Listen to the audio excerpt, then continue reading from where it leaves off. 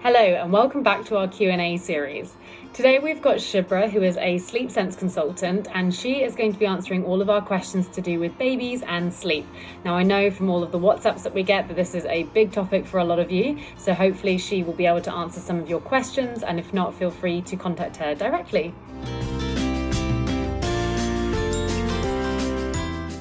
So today we have Shubhra, who is a sleep consultant and is going to be answering all of our questions to do with sleep and babies, which I know is a very popular topic, and it's often one of our most popular postnatal talks. So Shubhra, if I hand over to you just to introduce yourself and tell us who you are. Yes, thank you very much, Tash. So I'm Shubhra Benetti, and I am a sleep consultant for children and for adults. I'm also a postnatal exercise trainer called Kango Training, and I'm also a baby science instructor.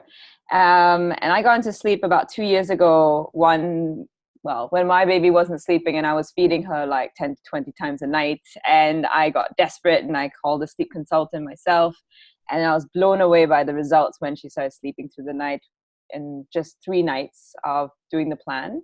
And that sort of started my journey into wanting to become a sleep consultant and understand a bit more about sleep and how sleep works for the brain, for the body, etc. So yeah, so that's sort of why I'm a sleep consultant and how I am a sleep consultant. Okay, so let's start with your questions. Mm. Okay, so when should mums start to introduce a bedtime routine? It's a great question. So, about the time that a baby increases in birth weight is sort of the time where a baby can start sleeping longer stretches at night. So that usually means they go from 2 to 3 or maybe 4 hours even at times before they need to be fed, and they no longer need to be woken up in the night to be fed. But if a parent hasn't done anything as yet, we usually recommend that they start around the 6th week or the 8th week mark. And that's because the brain does slightly longer sleep stretches around the 6th week. And if not, definitely by the 8th week or the 10th week mark is when the baby is more confident to start doing longer stretches and being put down, drowsy but awake at bedtime to start developing independent, self-soothing sleep habits. So that's sort of the long, short answer of when to do a bedtime routine. If not the back up to birth weight, it's the 6th week or the 8th week is usually when we sort of encourage it. Okay. Mm-hmm. And what are the different sleep training methods? Because I know that there's some sort of like cry it out, and then there's other gentler methods. So what are the different types? So most people are very familiar with the Ferber method, which is termed as the cry it out. And I think there are variations of the cry it out. There's something that's this extreme called extinction, and which is where you put the baby down and you sort of just don't go until morning. And that's quite an extreme version, which consultants may do more for when toddlers are being trained, and when toddlers have already been trained for like a week and going in or being next to the baby is stimulating the baby too much so that they're getting hysterical. That's when we might move to something called extinction, which is maybe there'll be more crying, but you just don't go inside. And that's probably what most people think cry it out is for even young babies, that, oh, you just put the baby and you just never go in. And that's not at all what it is. So the three methods that I usually employ is the pick up and put down method, or maybe it's called the No Cry Sleep Solution by Elizabeth Pansley, based on her book, where there's a lot of pick up and put down for the baby. So if the baby cries, you wait a couple of minutes, maybe 1 or 2 minutes before you pick up the baby, hold the baby once the baby's calm, and then lie the baby back down to encourage the baby to fall asleep independently on their back. This works really well for babies that are under 3 months. Post 3, 4 months, maybe still okay, but post 4 or 5 months, if you've been doing it for about 3 to 5 days, then after that, I encourage no pickups, because the older the baby is, the more aware they are, and it's starting to probably become a new habit for them to develop. So that's one, which is called a pick up and put down method. The other one is sort of, we call it either stay in the room or the moving chair. So you're in the room with the baby, you've put the baby down, but you offer comfort at timed intervals. So you sort of wait a minute, you're waiting for the baby's going, trying to figure out how to fall asleep. And when you're about a minute or two of the baby sort of like making noises or whining, then you offer a comfort action, whether it is shushing first, then you do some touching, and then you finally pick up. So then you gradually lessen the interaction. So you eliminate pickups after a couple of days, then you eliminate the touching, and then you eliminate the shushing altogether, and you just do a sleep phrase, for example. So that's in the room, but sort of assisted. And then there's something that's leave and check, where you are outside of the room and you're waiting at timed intervals to sort of go in, check on the baby, and then leave, and then go in, check on the baby, and leave. And those are effectively the three methods. I think most people call that fading, where you're sort of like, you're fading your existence next to the baby. So you're still attending to your baby. You're not leaving the baby overnight for 12 hours and not going inside. You're still there to check on them, but you're just doing it at timed intervals so that you're allowing the baby to fall asleep independently or try to figure it out, because they've only known one way this whole time. And we're trying to allow them to figure it out themselves. What is the right age to effectively sleep train a baby? Like, when's the best time to start? So if a parent hasn't done anything as yet, to just do it at bedtime, which is the best time to train any baby, is always starting at bedtime, because you have sleep hormones working for you. So there's a lot of sleep hormones that's already developed in the system. There's a longer sleep stretch as well. We're talking about at least a 10 to 12 hour, night sort of sleep stretch. So there's more opportunities to learn the skill. 8 months or 10, 8 weeks, or 10 weeks, is the best time to start training your baby to learn independent sleep skills at bedtime. And then once the baby has got the hang of bedtime, you can start moving into naps. But once the baby is past 3 months, then it's recommended to do it for bedtime and all naps as much as possible to encourage independent sleep soothing skills. So younger is never too, it's never too early, but it's also never too late. But the earlier it is, the less intense the crying might be. Bigger babies, bigger lungs, bigger movements.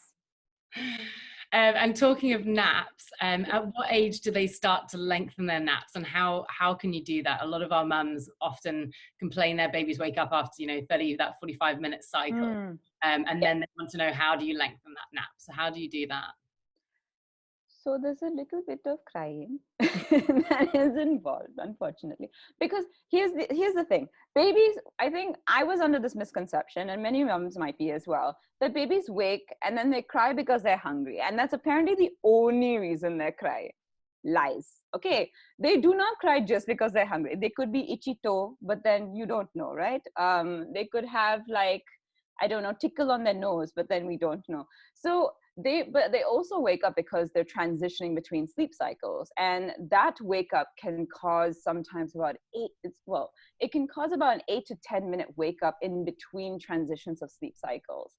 And most babies will do that transitioning post 3 months. So in order to do that, you need to allow some time before attending to the baby. Even if you're leaving the baby for 1 minute, so they're crying, but you're not doing anything for 1 minute or 2 minutes, and then slowly build up to 5, and I would say the maximum is 10, before you do anything at all, whether you decide to pick up the baby completely or you decide to just go in, pick up baby, calm down, and lay the baby back down. That's fine too. But that nap extension needs to happen at least for 30 minutes. If 30 minutes is too long because you just cannot take your baby, being upset for such a long time, then do a minimum of 10. Because any amount of time that you start allowing the baby to figure it out on their own is going to help for that nap extensions. Babies do not learn this naturally. There are only 1 in 10 babies that are natural great sleepers from the get-go. Most babies need that time to learn to sort of connect the dots. And it takes about a week before they actually can extend. So I would say after 3 months, they can extend to at least an hour. And for an hour and a half, which is sort of what we'd like 6-month-old or 7-month-olds to be, is having 90 minutes in the morning and 90 minutes in the afternoon so that they can get to a 7 p.m. bedtime, is probably past 4 or 5 months. They can start doing 90 minutes to up to 2 hours, but they do need that extension period. The other thing about nap extensions is making sure the environment is also all checks out. So complete pitch black darkness. Any amount of light is just going to confuse this child to try and stay awake. And it has to be cool enough. Sleep scientists say at least 18 degrees Celsius. That might be a little bit cold for people. So I encourage at least 21 to 22 degrees. It should feel like 21 to 22 degrees in the room in pitch black darkness. And then if you had a sound machine, so then, blocks out all the outside noises. So, we're cooking in the kitchen, the cars on the street, although there's not many cars these days on the street, but, cars on the street, all of that. If it blocks out the exterior noises, the baby has more chances of, if they wake up, they'll fall back asleep. They just give them more circumstances to do so. And at what age would you see a baby having sort of a more predictable schedule? Because again, we have newborns, and I think mums are always a bit overwhelmed by the fact that they're kind of waking up all the time and feeding all the time. And obviously, it's completely normal newborn behavior. And when would you start to see a more predictable schedule? I think the most clockwork schedule I've seen is coming around the 6th to 7th months age of the baby, because since they can do longer than 1 hour stretches for naps, then essentially a 7-month-old schedule would look like a 7 a.m. wake up, a 10 o'clock nap till 11:30, and then the second nap bang on at 2:30 to 4, and then it leaves a 3-hour gap for a 7 p.m. bedtime again. Because by 7 months, most babies can do a 3-hour wake time period.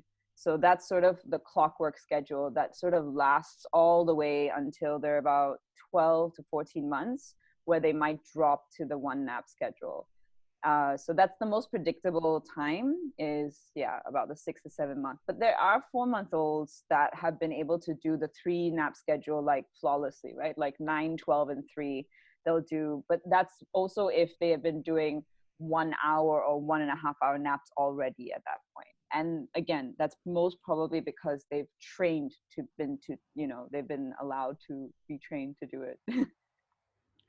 I do actually have one more question. Yeah. We have a lot of mums who find that their babies don't nap in the day. So they're the one, say to us, oh, my baby just doesn't sleep in the day. And obviously, like, being a mum, I know how important nap times are in the day for babies' development and how important it is for them to sleep. So what's going on with those babies that don't nap in the day, and how would you kind of go about doing that? I think it's really trying to find out, depending on the baby's age, is really trying to find out what their awake hour is. So a baby that is 3 months, let's say, just take a 3-month-old, is probably able to stay awake for about an hour and a half. Any baby that's under 12 weeks is going to be only awake for about 45 minutes to 60 minutes. But any baby above 3 months should be able to do an hour and a half at least of awake time. So what might be happening is that if we're missing the awake window that they're able to last, and they just go over it by sometimes a minute, what happens is that the body starts shooting in adrenaline and cortisol into their system, pushing them to stay awake for another 2 hours until they probably need to pass out. At which point you probably have a baby that is very overtired, probably really, really upset, very hard to calm down, especially like very overtired babies. Like nothing you do is going to calm them down. You try to feed them, you try to bounce them, you try to walk them, and they're just crying throughout. That's when you know that, oh, we've kind of overshot the window. So 1.5 hours is sort of like the 3-month window. About 1 hour and 45 minutes to 2 hours is the 4 months, and then 5 months old can do about 2 hours, and then 6 months is about 2.5 to 3 hours. So if you know your baby's awake window, or where you can see the baby is sort of like, let me rephrase this. You start your stopwatch when the baby wakes up, let's say from a nap. And then you stop your stopwatch when you see the baby starting to sort of stare into the distance, or give you, like, basically not interact with you. If you're trying to like jingle a bell in front of them and they're just refusing to look straight at you, but they're looking straight into a corner, any corner, it doesn't matter. They're quite fixated on one corner usually. That's a very telltale sign that they're ready to go to nap. So that's when you want to go straight into a nap routine. And this is where a lot of parents don't realize that the bedtime routine, a shortened version of the same bedtime routine that you are doing, should be also formed as the nap routine, because it becomes a cueing system for the baby to know, oh, this is the expectation at the end of this routine. So those are the two major things, is like knowing the awake window, looking for that sleepy sign of like, I'm just not going to engage with you, not the rubbing and the yawning. The rubbing the eyes and the yawning is like, you probably have 5 minutes or less to get this baby into the crib awake. Whereas if you get a baby sort of staring to the side, you have about 10 minutes to do this nap routine. It's a little bit easier. And then the biggest key is to make sure that the baby's awake and not drowsy in their cot. If the baby has napped or micro-napped on the bottle, so a baby, when a baby's drinking a bottle very close to what the nap time should be, they can micro-nap there. So even 10 minutes or whatever, 5 minutes drinking on the bottle can give them at least another 2 hours of awake time, where they just don't want to be in the crib. Really, even toddlers are great at like micro napping with their eyes open. So like they're drinking milk, but their eyes are completely open.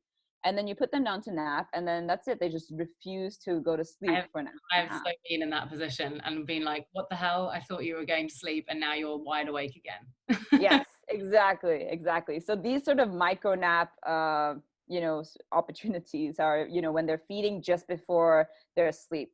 Yeah. That's a nap sabotage.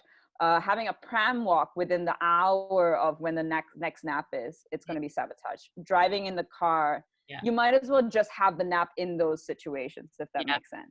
Yeah. Because they're all going to sabotage the time when you put the baby down, because the baby's already micro-napped in those situations. Yeah, that was the one for me, when the kid would fall asleep in the car seat, and then it's like, oh, do I risk moving them? Or if we move them, they're just going to wake up. So I was like, nah, we're just going to sit here with a book. Just keep driving. Yeah, just keep driving around for 2 hours, because that's how long they'll nap for. And then, yeah, it's definitely like, don't ever move the baby. Absolutely. And a lot of people think like, oh, if the baby falls asleep in my arms, maybe I can transfer. Yeah. Very, very hard. Like works for under, like newborns, right? Like your first month, maybe kind of, sometimes even second month is still already quite dodgy to do that. The first month, very easy to like, oh, baby, okay, fine, move it. But second month onwards, their brain is already so much more aware that as soon as you try and it's like the classic, right? Oh, I've walked for 2 hours. The baby should now sleep. Put the baby down, baby, eye open. It's like, nightmare. I remember just being like lying when they'd fall asleep on you, and you're like, oh no, I'm stuck here now. But so nice, I get a cuddle, but I also really wanted a shower. yeah, exactly. So it's that sort of thing, to encourage more independency. I mean, everyone should definitely, cuddle, everything, like spend lots of like skin to skin time with your baby. But you can do all of that also in the awake time as well, because that's what the baby's going to be interacting and really soaking in its memory, is like the interaction time with their parents, right? How much they're engaged with the parent. So I always tell my parents, like, it's okay that they sleep on their own, because the deep sleep is contributing to their growth, because growth, repair, muscle, bone, everything that's trying to grow is only activated in their sleep, not in awake time. Yeah. So sleep is so important. And the nap sleep, if there's not enough nap sleep, it'll make the night sleep bad. And if the night sleep is bad, it's also going to affect the nap sleep. And it's kind of like a vicious cycle. So yeah, I heard this. I remember reading that as when my kids were young, that sleep feeds sleep. So the more they sleep in the day, the better they'll sleep at night, which seems completely, backwards, but it definitely made a huge difference.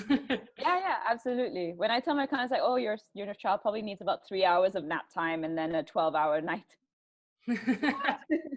Like, no, really. And then they'll be like super happy and like super engaged. But it is hard to sometimes see that result, because it takes at least a week.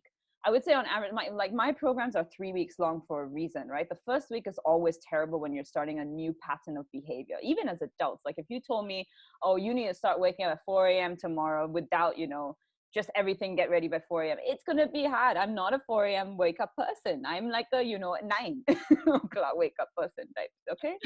So it's the same for babies. If you're going to tell the baby, oh, you need to sleep by yourself, it's going to take at least a week for the baby to sort of get used to this new pattern of behavior. Same with naps as well. It's going to take at least a week of trying the same reinforcing the pattern of nap extensions to get a longer nap before the baby goes, okay, I know what I'm supposed to do now. And then they switch it on. Awesome. Well, that's definitely some very helpful information. Good, I'm glad. So obviously we've talked about, so your programs are 3 weeks. So if people are struggling and they do need some help with getting babies to sleep, where can they find you? What are the programs that you offer? So I have 2 programs at the moment because of COVID. I do a 1-hour consultation call, which is I send out a questionnaire. I get a full, download about what's really happening currently with your baby, what type of patterns, what's your daily schedule, what's happening.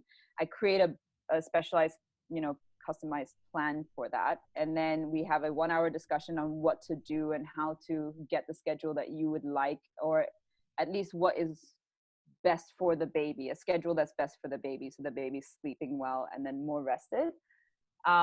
Coupling with that, then I do a follow-up call 1 week later after the parents have started implementing the plan. We do a 40-minute call just to sort of like tie up loose ends.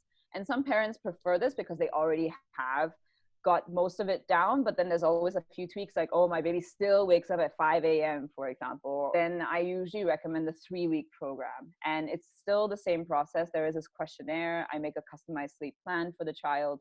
But the only difference is that on night 1, when we implement, I'm on the phone with the parents till the baby falls asleep. So I'm coaching the parents on the phone. So whether one parent is doing it and I'm coaching the other parent to tell the other parent. And then I have a sleep log. So we track the sleep, like how much nap sleep is happening, what time should bedtime be since nap sleep was only this much, etc. And I track it for 3 weeks. Wow. So there's a little bit more hand holding, I would say, or I'm on call as much as I can be for questions and answers for the parents. So if you wanted price details for either plan, then you can definitely just WhatsApp me at 988773339. Nice number. Easiest number ever. Yes, I love it. I got to Singapore and I was like, I want this number.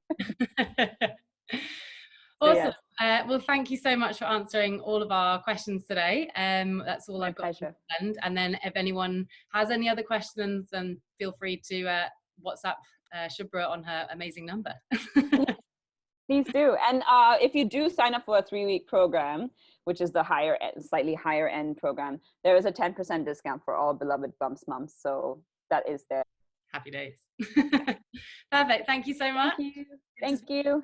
Bye.